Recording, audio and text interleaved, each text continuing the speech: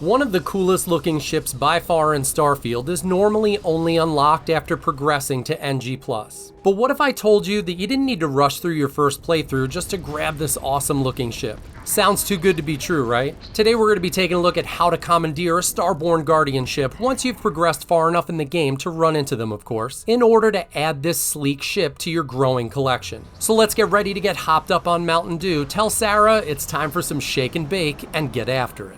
Our story begins in Neon, which is located on Voli Alpha in the Voli system, and like grabbing anything else in the game, you'll need a few things to make this work. You can start by heading over to the Trade Tower in Neon's core, which is home to the ever-famous Astro Lounge, where pretty much anything goes.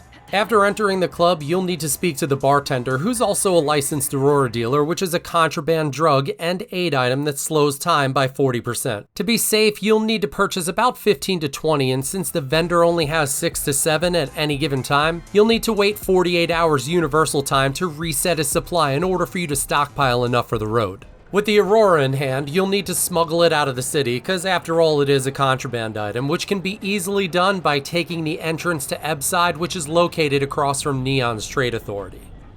After zoning into Abside, you'll turn to the right, where you'll notice a long hallway. Just take that hallway all the way to the end, where you'll run into a series of stairs leading to the top of the settlement. But instead of going all the way to the top, you'll just run up 2 flights of stairs and jump over the railing and vault up onto the neighboring roof. Once you're finally up top, you'll need to jump up and over to the next section of rooftop, and after you reach the other side, you'll notice the landing pad below. With a few more boost pack parkour moves, you can make the final jump down to your ship with your contraband smuggled out safe and sound. It's important to note that this isn't the only path that you can take. In fact, there are quite a few other routes that you can take to get past Neon's corrupt security, but the idea is to get to the landing pad without getting caught by the scanners at the front door. Once you touch down on the landing pad, you can just run over and board your ship, where you'll need to head out and get one more ingredient for this whole process to work. And with your Aurora stocks full, you'll need to head over to the Parima system, and your next target location will be the Red Mile, which, as you can see from the map footage, is located on the planet Parima 3. After touching down on the planet, you'll need to enter the Red Mile lobby and speak with the bartender in order to stock up on some energy drinks. This particular bartender sells a unique drink that's a little more potent than a Red Bull called Runner's Rush, which increases your movement speed by 20% for 3 minutes, as well as plus 50 damage resistance, and it adds 25% to your O2 recovery. With these 2 items in hand, you're more than ready to engage in a bit of starship thievery, and with the Starborn hot on your tail, at this point, all you'll need to do is pick a random landing zone on any planet in any system. For this example, we'll just use the Tau Ceti system, pick a planet in the landing area, and just roll the dice. I really say roll the dice because you're going to be counting on the game's algorithm to generate a random ship landing, and that random landing is going to need to be a Starborn ship. It's important to note that this is the longest part of the process, since you're gonna have to wait for one to land generally close to your position for this to all work.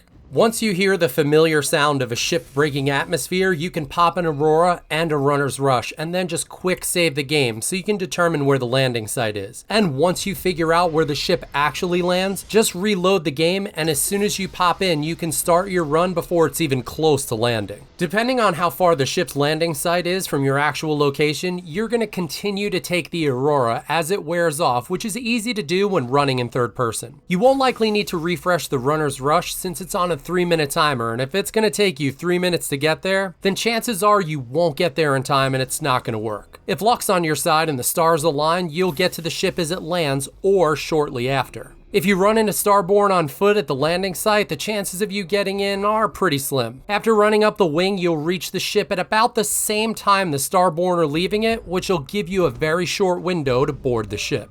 Once on the ship, it works like any other shipboarding, except in this case, there won't be any crew to eliminate, and you can take the pilot seat whenever you'd like. Just don't forget that you likely have some Aurora left on you, so just make sure you get rid of it before jumping into the settled systems. You can always dump it off at one of your outposts for later use if you created one. If you aren't sure how to create outposts or haven't gone full send on building them, just click the video up on the screen now and it should clear things up for you. Stay safe out there, and as always, good hunting.